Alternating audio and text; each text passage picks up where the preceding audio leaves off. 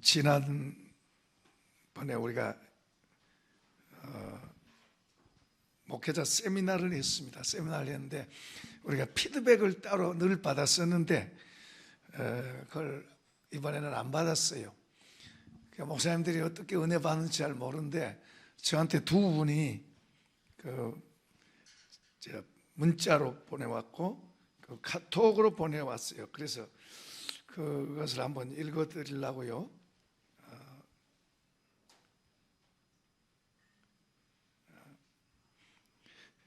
이 동네 침례교 목사님인데요. 오직 예수 써가지고요. 예수님은 내 삶의 전부. 그분을 얻는 것은 모든 것을 얻는 것. 그분을 잃는 것은 모든 걸 잃는 것. 세상의 것들이 예수님 자리를 차지하지 않기를. 돈, 명예, 쾌락, 재산, 성공, 인정, 사랑하는 사람까지 그 어떤 것도 주님보다 앞서지 않기를.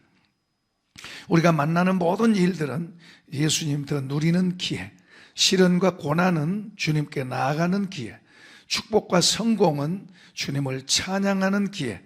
나 주님을 잃지 않으리. 주님은 내 삶의 모든 것. 그분을 얻는 것은 모든 것을 얻는 것. 그분을 잃는 것은 모든 걸 잃는 것. 내 삶의 주인은 오직 예수. 날마다 성령으로 충만하게 하소서. 아멘 한번 합시다. 굉장히 또 한 분, 이분은 두 번째 참석했던 분입니다. 존경하는 김 목사님, 이번에도 사도들이 증거한 생명의 말씀을 잘 풀어주셔서 감사하고 행복한 순간이었습니다. 말씀을 들을 때 주님이 귀하게 보이고 주님과 함께 사는 천국의 삶을 더 확신하게 됐습니다. 이제는 주님의 사랑을 선포하거나 기도할 때 종종 눈물이 나는 경험도 합니다. 계속 주의 사랑을 가슴으로 느끼고 고백하려고 노력합니다. 주님께 대한 고백이 내 가슴에서 울림이 되고 파장을 일으켜감을 경험하고 있습니다. 내 삶을 주변 분들과 나누면 그들도 은혜와 도전을 받는 것을 경험합니다. 아직도 초보적인 수준이지만 더 깊은 사랑의 교제로 나가려고 기도합니다. 목사님의 발자취를 열심히 따라가고 목사님이 원하시는 한 사람이 되어보겠습니다. 주님이 하고 계십니다. 좋은 만남을 주신 주님께 감사하고 본이 되어주시고 아낌없이 나눠주신 김 목사님께도 마음 깊은 곳에서 우러나는 감사를 전합니다. 고맙습니다. 감사합니다.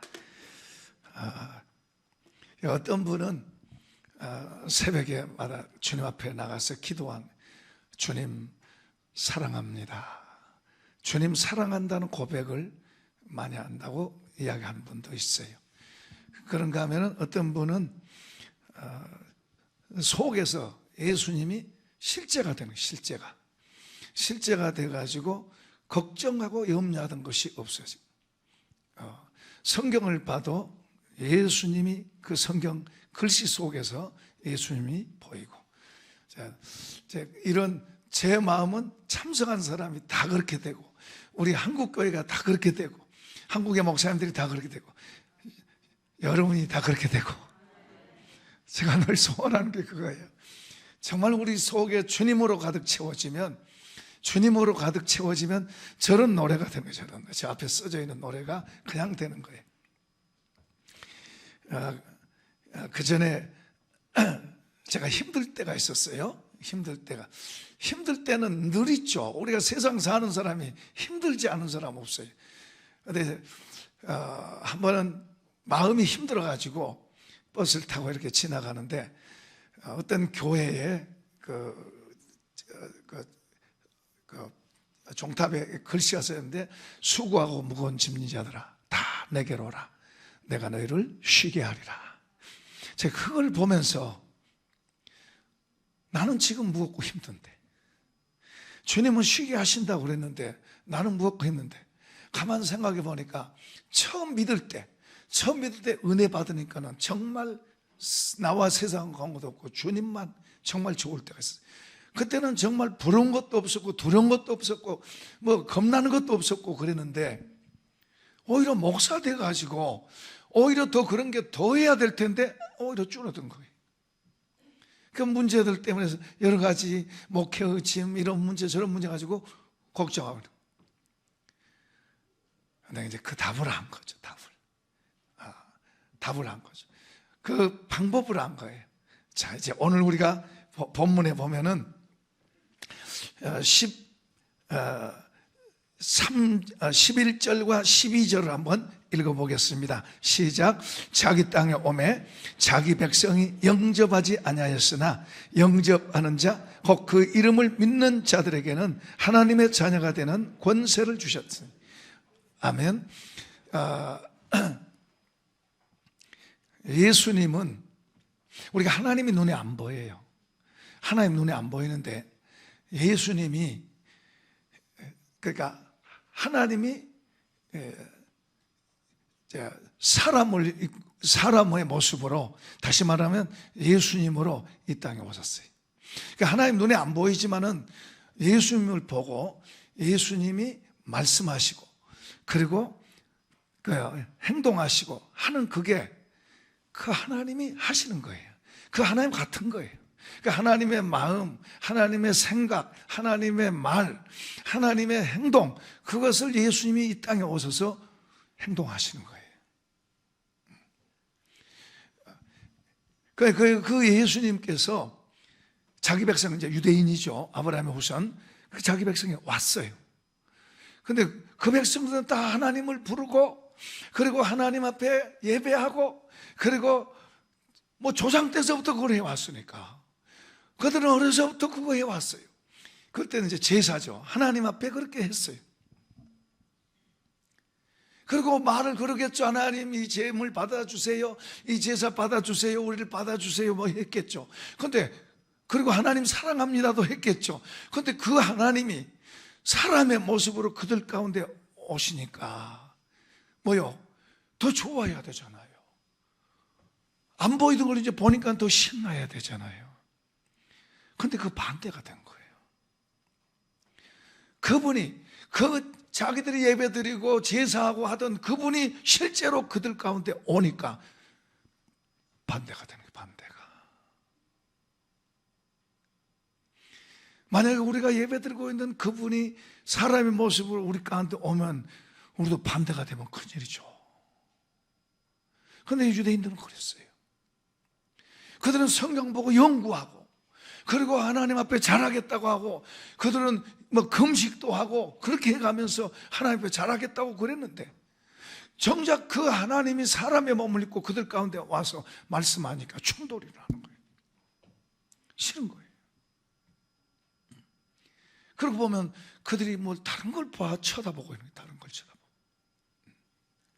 그런데 여기서 하는 말이 그예요. 자기 땅에 오매 자기 백성이 영접하지 아니하였으나 영접하는 자 곧 그 이름을 믿는 자들에게는 하나님의 자녀가 되는 권세를 주셨다.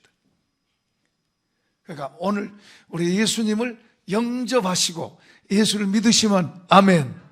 확실하게 이걸 하셔야 돼요. 확실하게 예수를 영접했고 그리고 예수님을 나의 주님으로 확실하게 믿는 사람은 하나님의 자녀가 됐다. 권세를 주셨다 그랬는데요, 자녀가 되면, 하나님의 자녀가 되면 먼저는 죄를 용서받습니다. 죄 때문에 멀어졌거든요. 죄 문제가 용서가 아니라 해결된 거예요. 해결돼서 하나님과 이제 뭐요? 아버지고 자식의 관계로 통하게 된 거예요. 오늘 우리가 그런 신분이 된 거예요. 자녀란 말은, 여러분 보세요. 자, 예를 들어서 제 아이들하고 이웃집 아이들하고 다른 거 뭐냐면, 제 아이들은 저하고 이야기할 때 이웃집 아이들하고 똑같이 하지 않아요. 다르게 해요. 그죠? 뭘 달라고 주세요. 이거 필요하니까 이거 주세요. 또 뭐 이렇게 하면서 마음과 마음이 가깝게 돼 있어요. 연결돼 있어요. 근데 이웃집 아이는 저한테 뭘 달라고 그럴 때 줬으면 좋겠습니다. 뭐 이렇게 이야기하죠. 또 마음이 벌써 다른 거예요. 마음이 아버지하고 관계가 다른 거예요. 그러니까 우리가 죄 문제가 해결돼서 그렇게 됐으니까 아버지와 관계가 이제 늘 가까운 거예요. 가까워서 그 아버지와 더 가까워지려고 사실은 우리가 그래야 돼요. 그 아버지하고 더 가까워져야 돼요. 그 하늘 아버지하고 더 가까워져야 돼요. 이분이 이제 눈에 안 보이니까 잘 모르잖아요. 눈에 보이면 가서 옷자리라도 붙잡고 뭐 보여 그냥 막 메어 달리고 안기기도 하겠는데 안 보이잖아요. 그래서 이제 말씀을 보고 우리가 배워가야 돼요. 말씀은 우리에게 그분과 더 가까워지는 같은 마음을 갖게 하는 아버지의 마음과 내 마음이 한 마음이 되게 하도록 가르치고 있어요. 그러니까 아버지 마음 따로 내 마음 따로 그러면 불편해요. 그분하고 가까이 안 돼요. 그러면요 내 마음속에 죄책감이 생겨. 죄책감. 이 죄책감이 드는 것은 그러니까 죄 문제를 예수님이 죄 문제를 해결하셨습니다. 그래서 우리가 믿는 거예요. 그래서 그 예수님을 통해서 하나님과 내 마음이 하나 되게 하려고 가깝게 되게 하기 위해서 우리가 그걸 써야 돼요. 그 가깝게 될수록 이분을 얻는 거요 내 거로. 이해되시면 아멘.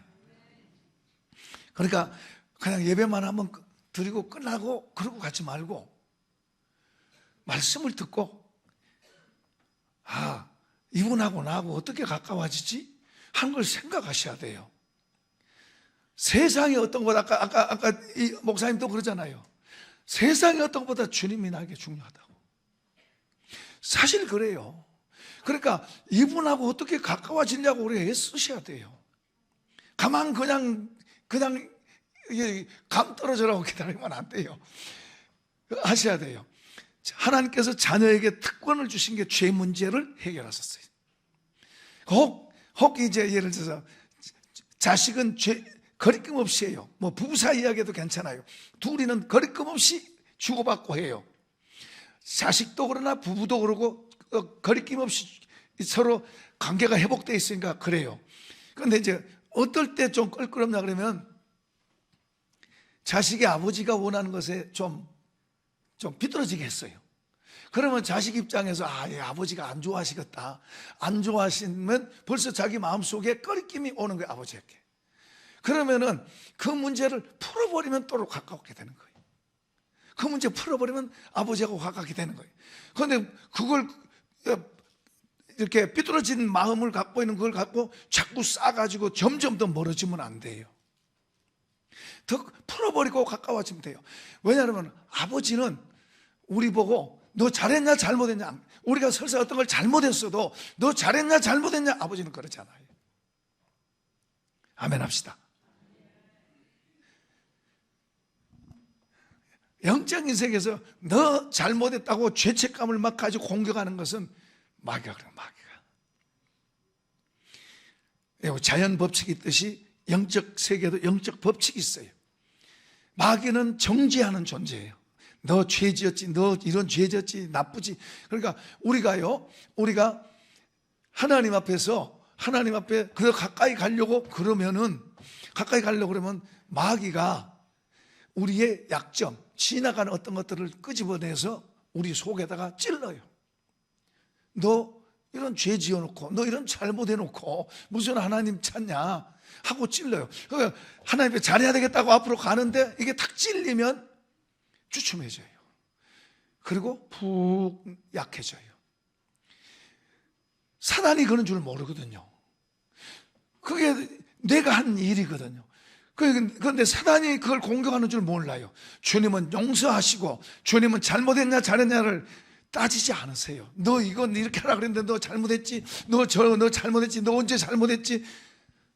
주님은 이미 다 잊어버렸어요. 다 용서하셨어요. 그래서 죄 문제를 해결했다고 바울 사도가 말하는 거예요. 다 용서하셨어요. 그렇다고 막 죄 지면 내가 힘들어요. 죄 지면은 사단에게 사용돼요. 하나님과 더 가까이 가는 거, 하나님의 도움을 받는 걸 놓치게 돼요. 그러니까 엄청나게 손해보는 거예요. 하나님과 더 가까이 함이 복인 줄로 믿으시면 아멘. 하나님과 가까이 하는 게 복이에요. 그 하나님과 가까이 하는데, 그렇게 하나님 가까이 하면 자녀가 됐으니까 하나님과 가까이 되면은, 여러분, 우리가 하나님 안 믿을 때는 이런 건 보여요. 눈에 보이는 것만 보여요. 그런데 이제 하나님과 예수를 믿고 하나님과 연결이 되면 하늘로부터 오는 걸 알게 돼요. 하늘로부터 오는 것이 영원한 것이고, 그게 정말로 귀한 것들이, 그것들을 알게 되면 눈에 보인 것도 물론 필요하고 중요한 거지만 하늘의 것에 비하면 아무것도 아니에요. 그래서 하늘로부터 오는 것을 받을 수 있게 예수님 때문에 이 길이 연결된 줄 믿으시면 아멘. 그래서 이런 것을 우리가 채우면 우리 한 사람 한 사람 개인이 영광스럽고 그리고 풍성하게 돼요.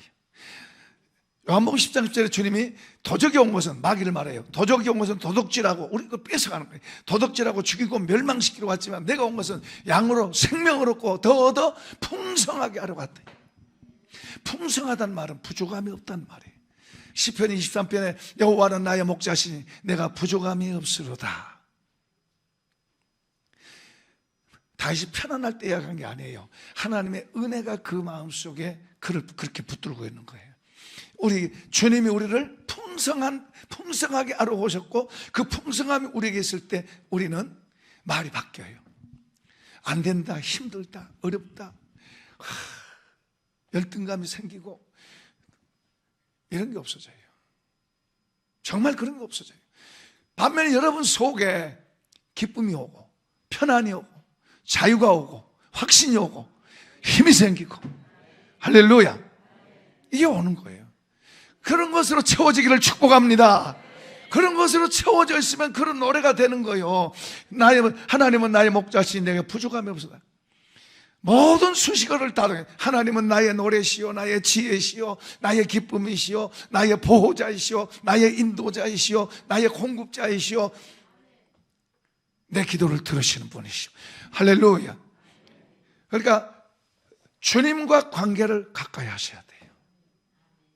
이걸 모르면은 자꾸 이것만 가까이 하는데 올인하고 하나님과 가까이 한 데는 안 해요. 하나님과 가까이 되면 오히려 하나님이 이런 걸 갖다 붙여주신 거예요. 여러분, 우리가 하나님을 가볍게 여기면 안 돼요. 하나님을 돈보다 더 싸구려로 여기면 안 돼요. 하나님을 사람보다 더 가치 없게 보면 안 돼요. 하나님을 귀히 여기셔야 돼요. 그분을 여러분 앞에 세우셔야 돼요. 여러분 앞에 모셔야 돼요. 제가 이런 걸 알고서 우리 가끔 시장님 모시고 같이 목사님들이 조찬기도 이런 거 해요. 근데 내가 기도하고 있는 시간에 그 조찬기도에 오라고 그래요. 나는 지금 하나님 아버지 만나고 있어요. 그분보다 나 하나님 아버지 만나고 있는 시간이 귀해요. 그래서 난 늦게 가든지 못 가든지 그래요. 어떤 사람은 그분 만나려고 더 애를 쓴 사람이 있어요. 저는 대통령하고 만나도 이건 변하지 않을 거예요. 이해되시면 아멘. 하나님을 귀히 여깁시다. 여러분의 인생에 하나님을 귀히 여기고 그분을 더 알려고, 그분을 더 가까이 하려고 애를 쓰십시다. 그분은 이 땅의 것만 말할 것도 없고 위의 것을 주세요. 위의 것이 우리를 더 복되고 가치 있게 만들고 영광스럽게 만드는 거예요. 그리고 영원한 거예요. 영원한 거. 우리가 영생을 가졌기 때문에 우리는 영원한 것을 갖고 살고 영원한 것을 향해서 갈 때 우리가 더 힘이 있는 거예요. 자, 이제 그 다음에 이제 두 번째 보겠습니다. 14절을 보겠습니다. 14절 시작. 말씀이 육신이 되어 우리 가운데 거하심에 우리가 그의 영광을 보니 아버지의 독생자의 영광이요 은혜와 진리가 충만하더라. 여기 보면은 말씀이 육신이 됐다 그래요. 그러면 1절 한번 읽어보십시다. 1절 시작. 태초에 말씀이 계시니라. 이 말씀이 하나님과 함께 계셨으니 이 말씀이 곧 하나님이시니라. 그가 태초에 하나님과 함께 계셨고 만물이 그로 말미암아 지은 바 되었으니 지은 것이 하나도 그가 없이 된 것이 없느니라. 저를 보세요. 지금 말씀이 육신을 입었다 그랬는데 이 말씀이 뭐예요? 하나님 말이잖아요. 이 말씀이 천지 창조했대요. 이 말씀이 천지 창조했는데 이 말씀이 육신을 입은 게 바로 예수님이에요. 그 예수님에게 그 예수 말씀이 육신 입은 예수님에게 우리가 보니까 이게 뭐라 그래요? 하나님의 영광이 그에게 있다. 하나님의 영광이란 말은 보이지 않는 하나님의, 예를 들어서 김 목사에게 하나님의 영광이 있다 이 말은 보이지 않는 하나님이 나를 통해서 뭐요? 나타나는 거예요. 나를 통해서 하나님이 표현되는 거예요. 말로도 표현되고 행동으로 표현돼요. 이해되세요? 그러니까 예수님께 하나님의 영광이라는 말은, 영광이 있다는 말은 보이지 않는 하나님이 지금 예수님께 있잖아요. 그러니까 예수님 같이 있어서 예수님을 통해서 뭐요? 하나님이 말씀한 게 말씀되어지고 하나님의 뜻이 실현되어지고 하나님이 행하시고자 하신 것이 행해지는 거예요. 이해되시죠? 그걸 보면서 하나님의 영광을 보는 거예요. 하나님 안 보이지만은 예수님 보고 하나님의 영광을 보는 거예요. 여러분이 하나님의 뜻을 행하고 하나님이 말씀하는 것처럼 말하고 있고 그러면 그것을 볼 때 하나님의 영광을 보는, 저 사람에게서 하나님이 지금 함께 하구나. 저 사람에게서 하나님이 지금 일하고 계시는구나. 할렐루야. 하나님의 영광을 우리한테도 주신 거예요. 그 다음에 이제 그 하나님의 영광이요, 은혜와 진리가 충만하다 그랬어요. 은혜는 하나님의 돕는 힘이에요. 예수님을 하나님이 도우신 거예요. 다시 말하면 저와 여러분을 하나님이 도우셔요. 이 복이 있길 축복합니다.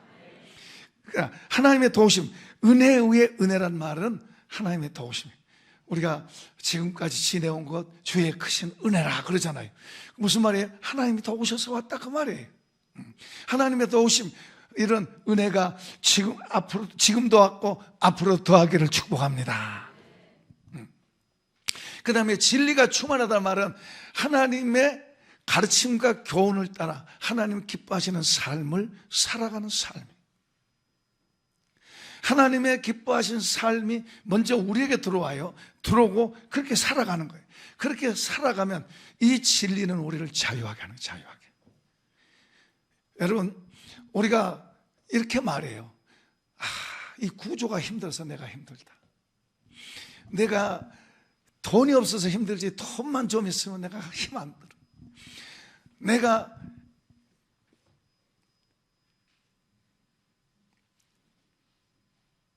내가 이 장소에 있지 않고 이 장소에 있으면 내가 행복할 텐데 내가 이 장소에 있어서 힘들어.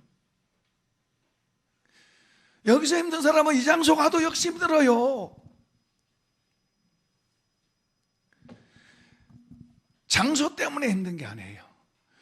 환경을 뛰어넘고 장소를 뛰어넘는 하늘의 평안이 저와 여러분의 있기를 축복합니다. 그게 들어와야 되는 거예요. 그걸 하나님의 평안이, 하늘로부터 오는 평안이 우리 속에 들어와 있어야 어떤 장소에 있어도 감사하고 행복한 거예요. 이 세상의 사람은 하나님과 단절돼서 하나님의 마음이 아닌 걸로 들어있어요.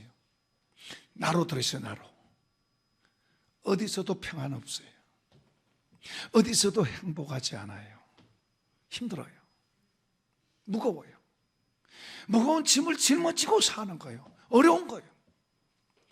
그런데 예수님을 통해서 하늘의 평안이 들어오게 되면 우리가 이 땅에서도 평안을 노래하게 될 줄로 믿습니다. 그러니까 이런 것들을 우리가 알고 이런 것들을 내 걸로 만들려고, 진짜 더 중요한 가치, 더 진짜 소중한 것, 내 인생의 삶에, 내 삶에, 우리 가정에 정말로 중요한 게 무엇인가를 알고 그리고 그것을 보고 그걸 내 걸로 만들어가야 되는 거예요. 오늘 이 시대는 눈에 보인 것 때문에 보이지 않는 걸 잃어버리는 거예요. 하나님이 주신 복, 하늘로부터 오는 복, 신령한 복들을, 영적인 복들을 눈에 보인 것 때문에 잃어버린 거예요. 하나님 앞에서 이렇게 하는 게 옳은 것인 줄 알면서도 이렇게 가는 거예요. 이 속에는 평안이 있을 수가 없죠. 힘들고 무겁고 곤고한 거예요. 우리가 하나님을 크게 보아야 돼요. 하나님을 크게 보면, 그분이 크게 보이면 누가 말 안 해도 그분 쪽으로 가고, 그분이 주시는 것으로 살게 될 줄로 믿으시면 아멘. 내 힘으로 하나님을 역행해서 내 힘으로 살려고 애를 씁니다. 그래 힘들 수밖에 없는 거예요. 불안하고 뭐 한 가지 걱정이 다 와요. 그러나 우리가 하나님이 주시는 것을 구하고 그분의 것으로 살아가면, 다시 말하면 그분으로 살아가면 노래가 나오는 거예요. 쉬워지는 거예요. 무겁다 말하지 않는 거예요. 힘들다 말하지 않아요. 대신에 감사하다 그러지. 자, 은혜라고 그러지. 할렐루야. 은혜라 그러고 감사하고, 그리고 소망 있고 앞으로 막 전진하고 싶어지는 이런 게 있지. 그 반대가 되면은 막연한 걸 자꾸 쫓아가는 거예요. 막연한 것을 자꾸 잡으려고 그러고 힘들고 어렵고, 심지어는 어떤 목표를 향해 달려가도 마치 뒤에서 쫓는 것 같아. 뒤에서 뭔가 몰고 가는 게 몰고 가. 그럼 그걸 잡았다고 해서 행복해지냐? 행복해질 것 같았는데 행복해지냐? 아니에요. 조금 좋을 뿐이지. 또 여전히 걱정이 들고 문제가 들고. 왜냐하면 그것은 여기 있어도 마찬가지. 하나님으로 바꾸시길 바랍니다. 하나님 바꾸시길 바랍니다. 자, 그걸 우리한테 말하고 있어요. 자, 지금 예수님이 보이지 않는 하나님의 형상이에요. 다시 말하면 하나님 그 속에 들었다 이 말이에요. 요한복음 14장에서는 그걸 예수님이 말씀하세요. 하나님이 내 안에 계시다. 그러니 제자들이 깜짝 놀래요. 뭐 이해가 안 되는, 이해가 안 돼. 요한복음 14장도 한번 여러분 읽어보세요. 그런 이야기하고 있어요. 제자들이 이해를 못해요. 그렇게 3년 동안 듣고 배웠음에도. 그런데 말씀이 육신을 입은 분이 예수님이에요. 그러면 우리가 육신이에요. 우리 육신 속에다가 말씀을 담읍시다. 말씀을 담아요. 우리가 예수님 난 믿어 거기에다 그치지 말고 좀 더 구체적으로 예수님이 뭐라고 말씀하셨나요? 그 뭐라고 말씀하셨는가를, 그것을 내가 보고 내가 좋거든 그것을 내가 내 것으로 담고, 그 말씀이 내 속에서 나를 붙들고 나에게 역사할 수 있도록, 우리가 주님의 말씀을 붙잡고 있으면, 성령님이 역사를 하세요. 성령님은 우리를 도우러 오셨어요.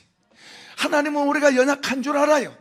우리가 마귀도 이길 수 없는 줄 알아요. 세상을 이길 수 없는 줄 우리가 알아요.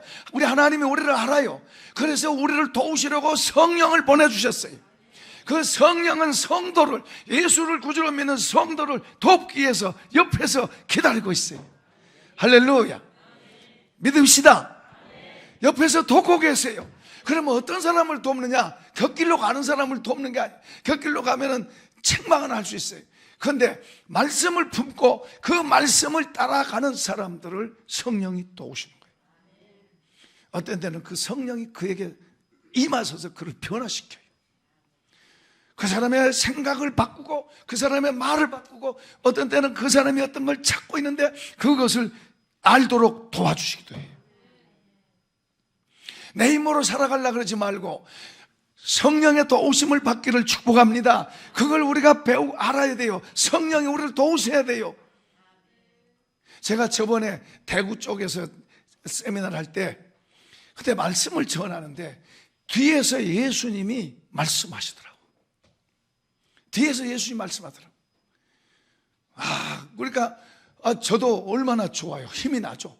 하다가 불 다 끄고 다 일어서서 막 주여 부르짖고 기도하고 또 불 켜고 다시 또 말씀 전하고 목사님들하고 막 그랬습니다.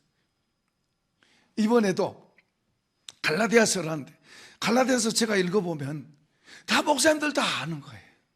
그것도 준비해오라 그랬으니까 다 아는 거잖아요.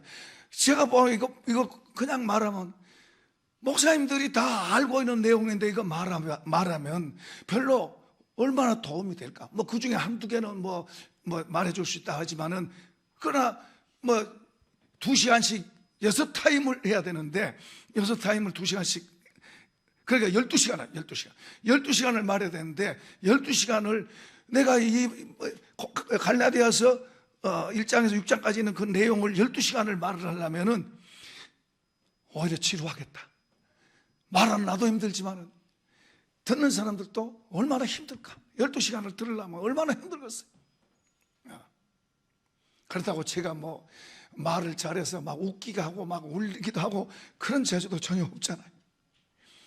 그러니까 내가 이제 이건 내 힘으로 되는 게 아니까 성령님 도와주세요. 그분이 돕는 걸 아니까 성령님 도와주세요. 이 말씀 내 힘으로는, 내 상식으로는 이 말씀 전해가지고 절대 영향을 줄 수가 없어요. 그러니까 뭐요? 내 힘으로 안 되니까 성령님 도와주세요. 성령님 도와주세요. 오늘 또 아까 지금 말씀 설교하면서 내가 엎드려서 기도하는 게 그거요. 성령님 도와주세요. 준비하면서도 성령님 도와주세요. 그분이 안 도와주시면 제가 뭐 말 재주가 있어가지고 웃기고 그런 재주가 없잖아요. 제가 뭐 잘 웃게 하고 그런 것도 잘 없잖아요. 그러니까 도와달라고 그렇게 하고 하는데, 이제 그러면서 이제 저도 은혜 받는 거, 저도 성령님 도와주세요. 그러면서 제가 12시간을 하면서 성령님이 제게 역사하실 것, 제게 말씀하실 것, 그러니까 뭐요? 그 청중이 같이 목사님들이 은혜 받는 것처럼 저도 은혜 받는 마음으로 말씀을 하는 거예요. 내가 알아서 전한다가 아니에요. 내가 알아서 전한다면 내가 하는 거지만은 아니에요. 제 한계를 제가 알잖아요. 성령님이 해주셔야 된다고. 그러니까는 목사님들은 저를 보고 있지만은 저는 성령님 이분에게 들으려고 그래요. 이분에게 들으려고. 우리 윤 목사님이 그러잖아요. 윤 목사님이 전문가잖아요. 전문가. 그분이 그러잖아요. 그렇게 성경을 해석하는 거 처음 봤대요. 갈라디아서 얼마나 많이 읽었겠어요. 그렇게 해석하는 거 처음 봤대요. 저도 하면서 신나더라고요. 그 제가 한 게 아니에요. 성령님이 도와주셨어. 할렐루야. 성령님은 우리 믿는 사람 속에 도와주려고 대기하고 있는 줄로 믿습니다. 경계할 것은 마귀도 귀신의 역사도 여러분을 넘어뜨리려고, 하나님에게서 떼내려고 기다리고 있어요. 옆에. 이해되시나요? 여러분 이해를 하든 못하든 그건 사실이에요. 그러니까 우리는 다른 것에 넘어가지 말고 성령의 도우심을 받기를 바랍니다. 그래서 성령이 우리를 도우시는데, 우리가 여기 말씀이 육신이 됐다 그러잖아요. 주님의 말씀을 우리가 마음속에 담고 그 말씀을 붙들고 있으면, 그 말씀을 우리가 생각하고 말씀을 붙들고 그 말씀을 따라가려고 그러면 성령이 우리를 도와주시고, 거기에 성령이 여러분에게 역사를 하세요. 깨닫게 하시는데 여러분을 변화를 시키든지 여러분을 바꾸시든지. 할렐루야. 성령님은 한 번 은혜 주셨다고 다 된 거 아니에요. 계속해서 우리에게 은혜를 주시고 우리는 계속해서 그분의 도우심을 받아야 될 줄로 믿습니다. 그러니까 오늘 말씀을 들을 때 여러분 마음속에 저 말씀은 내가 잡아야 되겠다, 저 말씀은 내 거 만들어야 되겠다 하고 붙잡기를 바랍니다. 그걸 붙잡고 잊어버리지 마세요. 잊어버리는 게 아니라 뺏기는 거예요. 뺏겨버려. 여러분이 가볍게 갖고 있으면 날아가 버려요. 무슨 말, 여기서는 그래야지 그러는데 나가면은 뺏겨가서 잊어버려요. 무슨 말 들었지? 그 뭔가 내가 뭐가 생각하려고 그랬었는데. 그러면 안 돼요. 여러분 뭔가를 붙잡으세요. 붙잡고 여러분 속에다 품으세요. 육신 속에 하나님의 말씀을 품으세요. 이 말씀을 품고 그것을 따라서 잊어버리지 말고 한 주간 그거 가지고 씨름을 해보세요. 성령이 여러분을 도우신 걸 여러분 보게 될 것입니다. 성령이 여러분에게 역사하는 것을 보게 될 것입니다. 우리가 옛날 신앙 아니에요. 막연히 우리가 나중에 천국에 가서 주님이 말씀하신 이 말씀들은 나중에 천국에 가서 되는 게 아니고 이 땅에서 우리가 경험해야 될 것을 말씀하고 있는 거예요. 우리가 잘못 알면은 저도 이런 걸 모를 땐 전에 그랬어요. 천당에 가서 나중에 조금만 참아라, 천당 가서 잘 살자. 아니에요. 주님의 모든 말씀들은 우리가 이 땅에서 세상을 이기고 세상 가운데서 하나님을 드러내고 세상 속에서 하나님과 함께 살아가는 그걸 가르치고 있는 거예요. 할렐루야. 주님이 말씀해 놓은 것을 사도 바울이 그것을 좀 더 디테일하게 우리에게 구체적으로 알도록 해 놓은 거예요. 그리고 보세요. 그 사람은 감옥에서도 찬송하잖아요. 감옥에서도 찬송이 어떻게 나와요? 우리 조금만 힘들어도 인상이 써지는데 감옥에서 어떻게 찬송이 나와요? 아무것도 우리가 볼 때는 아무것도 없는 사람인데 그는 모든 것 가진 부자라 그러잖아요. 어떻게 그래? 그 사람 거짓말한 건가요? 아니요, 사실이에요. 정말로 그런 거예요. 이 땅에서 주님과 같이 살지 않고 어떻게 우리가 천국 가서 주님하고 살아요? 이 땅에서 주님과 우리가 만나지 않으면서 어떻게 천국 가서 주님 만나요? 이 땅에서 우리가 주님의 말씀을 순종하지 않으면서 어떻게 천국 가서 순종해요? 예수님이 저와 여러분 속에 계십니다. 그런데 주인으로 모시세요. 다른 것 때문에 그분을 무시하지 마세요. 다른 것 때문에 그분을 뒷자리에 놓지 마세요. 다른 것 때문에 그분을 옆구석에, 옆방에 두지 말고 안방에다 두시기를 바랍니다. 여러분의 마음의 중심에 모시기를 바랍니다. 하나님으로 모시시기를 바랍니다. 그분이 여러분의 중심에서 여러분을 이끌어갈 수 있게 하셔야 돼요. 그분은 절대로 둘째, 셋째 자리에 있기를 원하지 않으세요. 그분을 둘째, 셋째다 두면 여러분이 우상들을 속에다 담고 있는 거예요. 하나님을 첫 번째 자리에 두시고 그분을 첫째 자리에 모시고 그분을 존중하고 그분을 귀히 여길 때 그분이 여러분을 존중하고 그분이 여러분을 귀히 여기고 그분이 여러분을 붙들어 주시고 여러분 세상 속에서 날아오르게 하시는 거예요. 할렐루야. 하나님을 가볍게 쉽게 생각하지 마세요. 지금 여기서 그러잖아요. 자기 백성에게 왔는데 그들이 거절했어요. 그 주님이 영접하는 자, 그 이름을 믿는 자는 하나님의 아들이 되는 권세를 주셨다. 자녀가 되는 권세를 주셨다. 오늘 우리가 그 복을 받은 줄로 믿습니다. 그런데 거기에서만 머무르면 안 돼요. 그분은 저와 여러분에게 살러 오셨어요. 우리는 늘 세상 속에서 힘들어하고 패배하고 보이지 않는 마귀한테는 우리 국물도 없어요. 그렇게 사는 우리를 자녀로 삼으셔서 세상 속에서 마귀도 이기고 세상도 이기고 사건도 복되게 바꿔서 우리로 주님의 영광이 되고 주님의 기쁨이 되고 주님의 노래가 되고 할렐루야. 하나님이 없는 사람과 우리는 전혀 다른 거예요. 전혀 다른 거예요. 그런데 왜 하나님 없는 사람같이 사냐고요. 여기서는 찬송 부르지만 왜 밖에서는 하나님 없는 사람처럼 사냐고요. 거기는 하나님 안 계시나요? 아니요. 여러분 안에 여러분과 같이 계세요. 그분은 떠난 적이 없어요. 떠나지 않아요. 하나님 오해하지 마세요. 그분은 잘못하면 막 벌 내리고 잘못하면 막 그냥 망하게 만들고 아니요. 그런 분 아니에요. 우리가 잘못하면 잘못한 것 때문에 그것 때문에 오히려 마귀가 우리를 괴롭히고 속상하게 하고 싸우게 만들고 그런 걸 마귀가 하는 거지. 자, 마귀가 어떤가 한번 봅시다. 그 고린도후서 4장 4절 한번 열어보세요. 자, 시작. 그 중에 이 세상의 신, 이 세상 신, 원래 우리가 저 신 밑에 있었어요. 저 신 아래에 있어요. 알든 모르든 그랬었어요. 자, 시작. 그 중에 이 세상의 신이 믿지 않는 자들의 마음을 혼미하게 하여 그리스도의 영광의 복음의 광채가 비추지 못하게 하매니 그리스도는 하나님의 영광이니라. 영광의 광채가 우리에게 비친다는 것은 6절도 한번 열어보세요. 6절 시작. 어두운 데 빛이 비치라 말씀하셨던 그 하나님께서 예수 그리스도의 얼굴에 있는 하나님의 영광을 아는 빛을 우리 마음에 비추셨느니라. 우리가 예수 그리스도를 분명히 구주로 믿고 우리가 그분을 사모하고 그분 앞에서 그분이 내가 예수를 영접하고 나는 믿어 하던 것이 내 속에서 실제가 되려면 내 속에 기쁨이 있고 내 속에 힘이 있고 능력이 있고 힘이 실제가 되려면 그 빛이 내가 비춰져야 되는 거예요.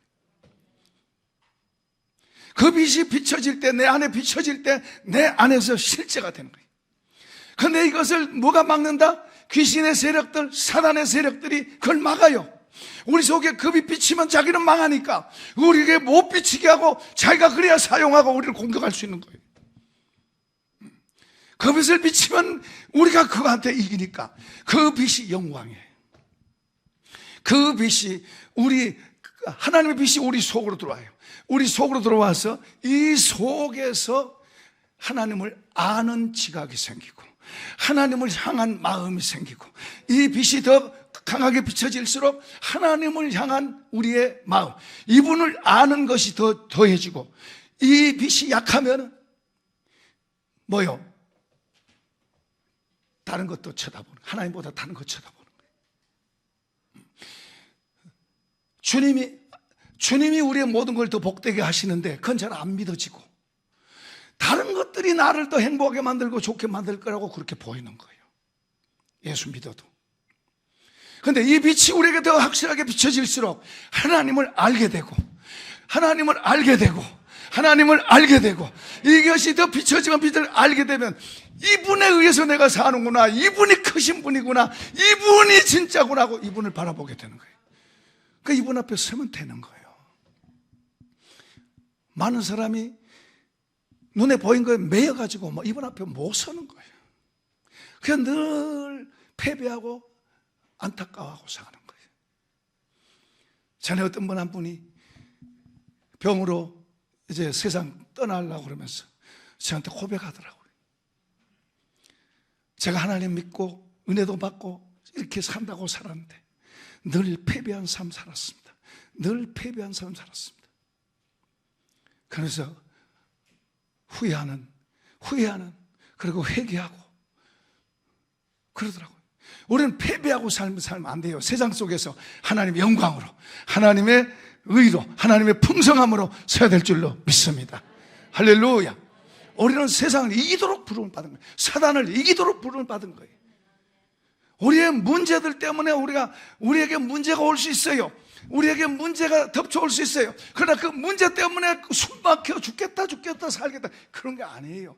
그런 문제가 덮쳐옴에도 불구하고 우리는 그 문제를 파도 타게 하는 것처럼 문제를 딛고 일어서서 더 날아오르는 사람들인 줄 믿으시면 아멘. 날아오르는 거예요. 파도 타게 하는 사람들처럼 파도가 있어야 그들은 좋은 거예요. 그리스도인들은 바울 같은 경우에는 문제들이 그를 더 높아오시게 만드는 거예요. 요셉도 그런 고난이 그를 날아오르게 만드는 것을 만들었고 그걸 한 거예요.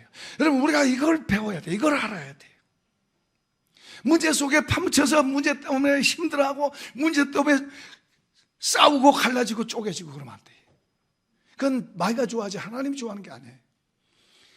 그럼에도 불구하고 문제가 있음에도 불구하고 내가 건강이 안 좋음에도 불구하고 질병이 내게 왔음에도 불구하고 어떤 어려움이 내게 왔음에도 불구하고 거기에서도 하나님을 의지하면 하나님께서 풀어주시고 열어주시고 치료하시고 인도하실 줄로 믿습니다. 그래서 고난이 유익하다. 성경에 보면 고난이 유익하다. 고난당하기 전에 내가 아무렇게 살았는데 고난을 통해서 내가 더 하나님 앞에 산다. 고난이 더 좋다. 조금 전에 일본의 어떤 분은 장애인이죠. 장애인. 말도 못해. 그런데 자기 어머니, 최고의 전도자라, 최고의 전도자. 그런데 자기 어머니가 그 눈빛 보고 글을 쓴 거, 시를 쓴 그 시 내용이 뭔가 하니까 슬픔이 나를 만들었다. 슬픔이 나를 복되게 했다. 슬픔이 나를 가치 있게 만들었다. 슬픔이 나를 영광스럽게 만들었다. 장애인이요, 말도 못하고 타인에 의해서 움직이는 장애인이에요. 어떻게 그런 일이 있어죠? 그거 거짓말로 만든 건가요? 아니요. 성경에 전부 그런 이야기잖아요. 성경 우리에게 그렇게 하는, 나는 아무것도 아니다고 생각할수록 주님 붙잡으세요. 힘이 없다고 생각합니까? 세상의 모든 것을 이기신 주님을 붙잡으세요. 나 가진 거 없다고 생각됩니까? 모든 걸 갖고 있는 주님을 붙잡으세요. 나는 못났다고 생각하십니까? 최고로 잘난 주님을 붙잡으세요. 한 사람만 하면 안 돼. 다 잘나고 똑똑하시나 봐.